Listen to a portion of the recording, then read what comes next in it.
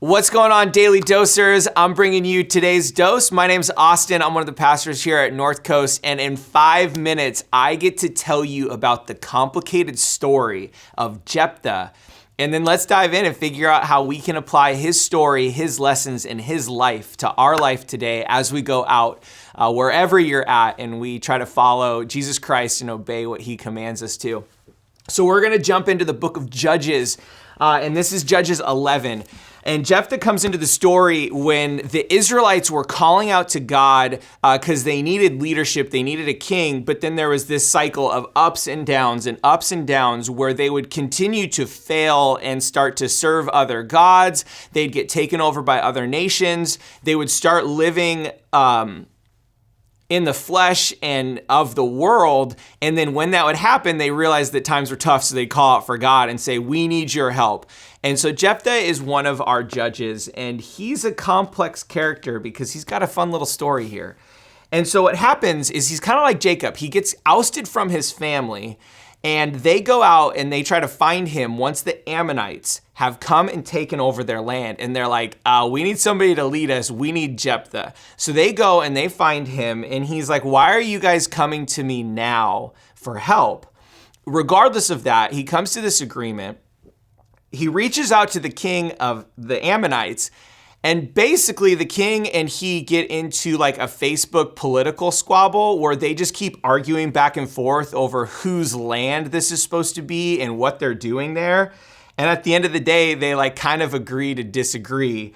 So Jephthah reaches out to God and cries out to him, and he says this.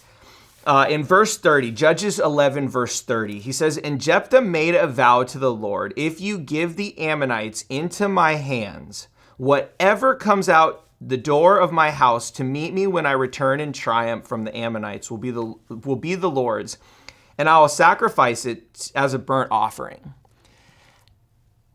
And I almost can guarantee you that Jephthah, as soon as he said that, realized that he had made a huge mistake. Because what ends up happening, he's fired up. He's super mad at the Ammonites. And so he just he calls out to God and says, God, I need you to do this for me. And I will do this. I will do whatever it takes to have this happen. So Jephthah goes, they fight the Ammonites, they win.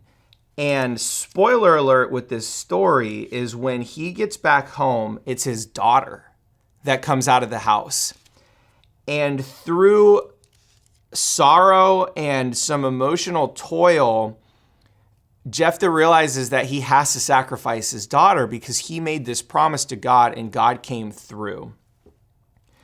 And he does. And through that, then Jephthah ends up leading the Israelites for 6 years, and they have some complications with other people, but overall he's a good leader.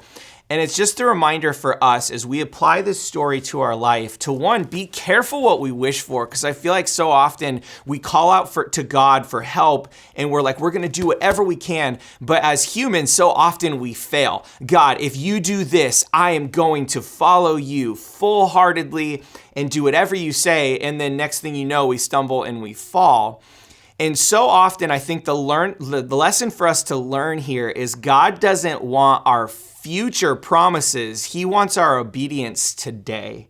And sometimes it's easy for us to barter with God because we're saying, God, like I said, if you do this, if you come through with this job interview, if you come through with this, I will do this. And like I said, we continually fail. And God wants us in a moment like this just to fully obey and to do what he says. And I don't know if I can guarantee it, but I bet God was in this situation and he was working with Jephthah in the situation with the Ammonites. And I don't think that Jephthah needed to make this rash decision, rash promise of sacrificing his daughter, because if he would have just obeyed God and had done what he said, I think God would have come through in some amazing ways. And like I said, this is a complicated story, but the lesson for us to learn here is to today live in obedience with God. Wherever you're at, choose to do what God says and to come through in a moment where you're in a situation at work or home with your family, and maybe it's a hard decision.